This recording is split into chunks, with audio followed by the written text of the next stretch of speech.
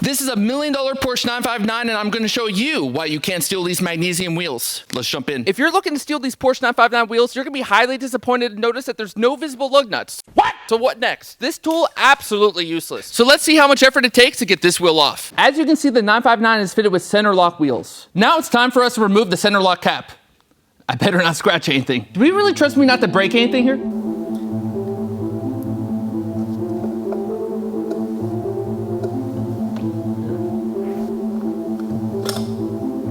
But last but not least, you have to have the ignition key. That's right, the ignition key. You have to stick it in order to unlock it. If you have the key already, then why don't you just steal the vehicle? You'll need my ignition key, and you'll need to stick this right into the middle.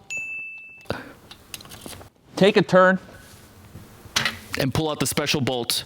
This bolt stops the wheel from loosening and stops you from stealing my 959 wheel. Next, we're gonna take this gear reduction torque wrench that comes with the 959, and we're gonna take off this wheel. Good luck getting this wheel off without this tool. This gear reduction torque wrench can convert 170 foot-pounds into 627 foot-pounds of torque. So you'll need the gear reduction torque wrench, the key, and the knowledge of this video. That's why you're gonna hit the like and subscribe button, right? So you can steal the next 959 you see. Let's get started.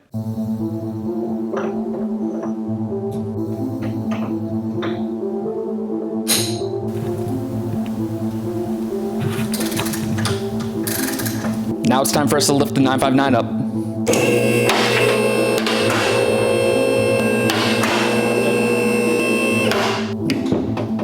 Now let's continue wrenching. Just like it's almost there.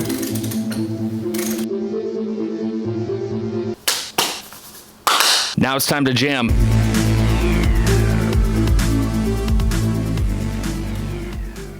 Check out this 959 center lock. We used to have these on the carriages back in 1776. Time to take the wheel off.